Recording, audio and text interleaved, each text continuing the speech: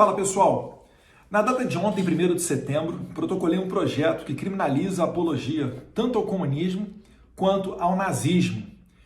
Essa é uma lei de inspiração na lei ucraniana e a data de 1º de setembro foi escolhida por mim porque ela marca a invasão nazista sobre a Polônia no ano de 1939.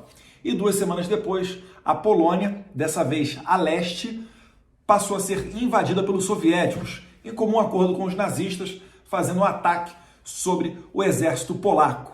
Vale retroagir um pouco no tempo para lembrar que a Polônia foi uma pedra no sapato dos soviéticos, mais especificamente dos revolucionários bolcheviques, porque no ano de 1920 ocorreu o milagre de Vístula. Vístula é um rio da Polônia, local que marcou uma reviravolta na marcha que os soviéticos estavam fazendo para, por cima da Polônia, ali implementar o comunismo e depois seguir em direção à Alemanha, onde se juntariam com os simpáticos ao regime bolchevique da Alemanha para tentar implementar ali o comunismo também.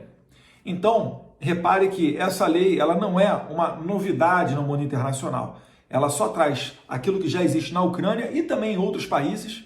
Inclusive, vai lembrar, o comunismo é proibido até mesmo na Indonésia. Trazer isso para o Brasil. Por quê? Primeiro, existem razões históricas. A gente acabou de citar uma, mas vale lembrar também que o governo de Joseph Stalin, durante a Segunda Guerra Mundial, se aproveitou para copiar exatamente aquilo que Hitler estava fazendo. Hitler ele invadia os países e tomava esses países para si, implementando ali o seu regime. A União Soviética fez a mesma coisa. Quando a União Soviética estava retomando os seus estados confederados, que foram invadidos pelos alemães, eles chegaram perto da Polônia e esperaram para atacar os nazistas, porque naquele momento os nazistas estavam esmagando a resistência polonesa. The Red Army now paused and dug in along the river Vistula, south of Warsaw. Stalin was in no hurry to bring the war to an end.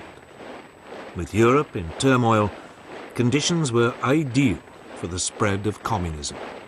The first victims of Stalin's political calculations were the Poles. On August 1st, 1944, the Polish Home Army rose up in Warsaw against its Nazi occupiers. But it desperately needed help. The Red Army, camped just to the south, was perfectly placed to provide it. But Stalin regarded the Polish Home Army as close to the Polish government in exile in London and hostile to communism. So he turned a blind eye to the plight of the Polish fighters. They were crushed with terrible brutality. The Germans wouldn't finally be pushed out of Poland until the Russian army drove them out in January 1945. Então, depois que os nazistas massacraram as últimas resistências polonesas, é que os soviéticos entraram na batalha e expulsaram os nazistas da Polônia. E se eles seguissem adiante, não estavam muito longe de Berlim. Era só seguir em linha reta rumo ao oeste. Mas o que Stalin fez? Ele parou e mandou as suas tropas do Exército Vermelho irem ao sul, em direção da Bulgária, da Iugoslávia, da Albânia, da República Tcheca, da Hungria. It was the start of a Soviet master plan that would eventually see communist governments across most of Eastern Europe. Stalin, meanwhile, was already sizing up other territory in Eastern Europe. He could have moved directly west towards Germany. Instead, units of the Red Army moved south in a vast thrust down through the Balkans. End of 1944, most of Eastern Europe lay in Stalin's grasp. His troops controlled the Baltic states and Poland, Romania and Bulgaria. Pro-Soviet forces ruled in Yugoslavia and Albania. Hungary and Czechoslovakia were in his sights. Stalin had successfully laid the foundations for the future Soviet bloc. E ele conquistou vários desses países e implementou ali o sistema comunista, a exemplo do que Hitler fazia, só que Hitler implementava o sistema nazista.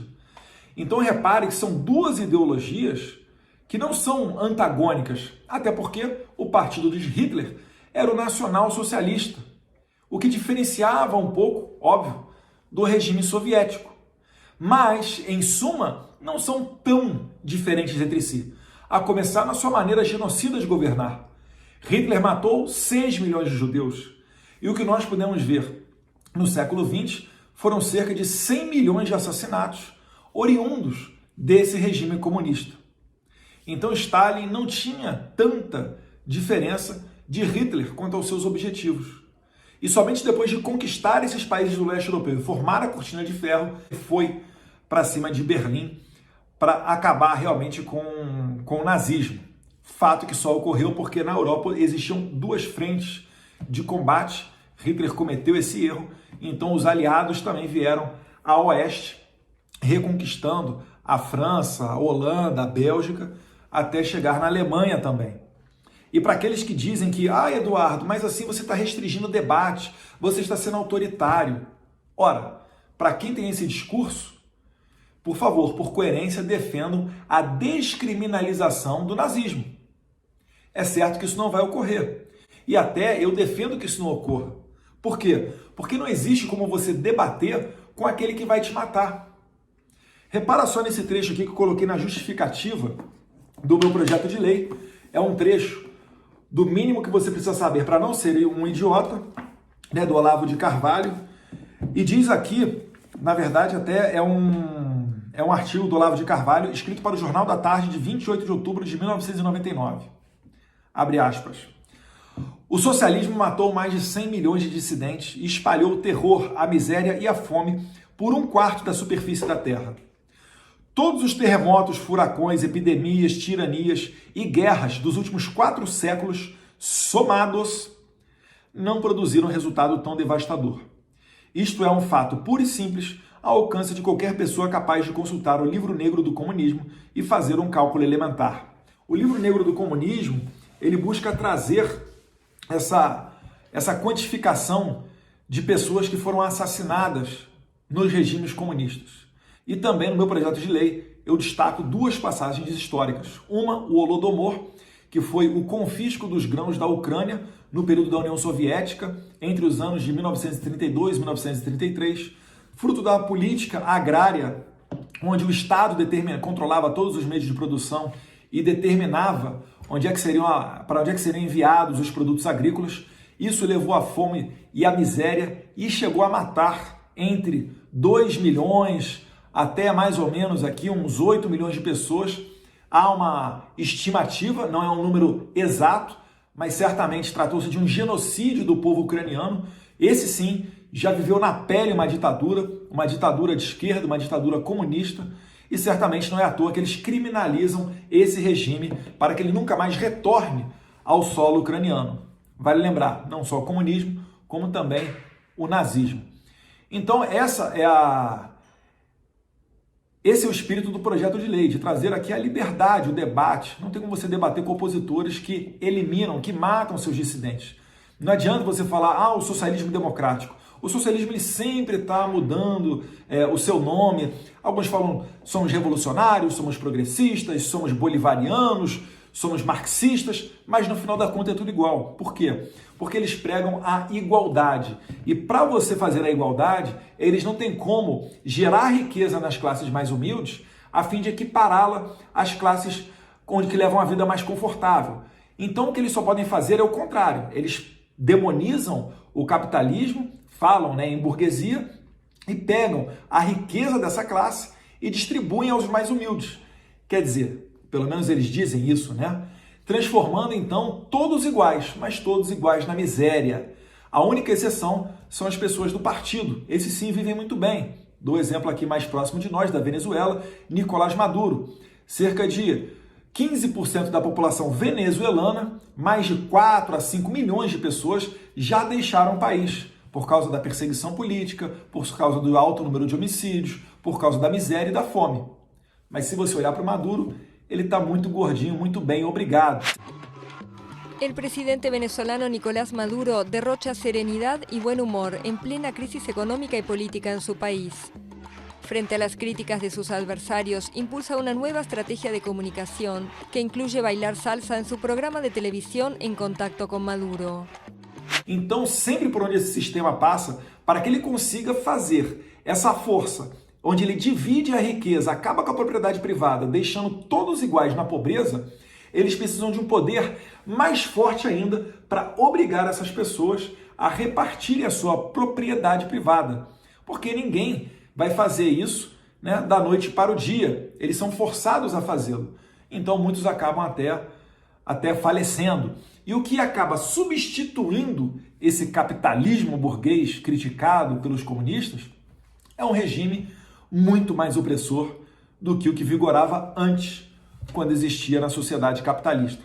Vale lembrar que o capitalismo é um modelo econômico que existe basicamente desde que o mundo é mundo, né? Vem lá desde o escambo, onde faziam-se as trocas, aí criou-se a moeda, facilitou as trocas, vieram as instituições bancárias, as ordens espontâneas, substituiu o sal, que era usado como forma de pagamento, pelo padrão ouro, enfim, e assim foi evoluindo a nossa sociedade. O socialismo não, o socialismo tem data marcada de nascimento, né? Em que pese haver algumas divergências, o fato mais notório é que Karl Marx e Engels fizeram o Manifesto Comunista, depois do lançamento do Capital, e o que se viu após essas obras foram as chamadas revoluções marxistas, revoluções de esquerda, como em 1917, que acabou gerando a Revolução Bolchevique e culminou na formação da União Soviética. Então, esse é o passado negro do comunismo e do nazismo que nós não queremos ver aqui no Brasil. Além do Holodomor, também coloquei no projeto de lei como justificativa o Holocausto, que todos vimos, né, a máquina de extermínio nazista e que absolutamente ninguém quer que retorne. Tem diversos filmes, obras literárias, você fala com as pessoas em Israel, todos conseguem falar o que foi esse período, algumas pessoas até com parentes próximos que faleceram durante o regime nazista, mas o Holodomor já não é tão lembrado assim, e muito menos lembrado é a questão de 1920 do milagre de Vístula. Então, com isso tudo em mente, é o que deu espírito para esse projeto de lei, que a gente tratou ali principalmente de preservar as liberdades. Algumas pessoas comentaram nas minhas redes sociais que esse projeto nunca será aprovado. Bem, o que nunca vai ser aprovado é um projeto que jamais foi apresentado. Eu faço a minha parte, apresento o projeto de lei, me abro aqui para o debate, para debatê-lo. Espero que seja um debate amplo e seja dada a oportunidade de esclarecer aqui todos esses pontos, que eu tenho certeza que muitos concordam também. Esse é o Brasil que nós queremos. Um abraço, fique com Deus.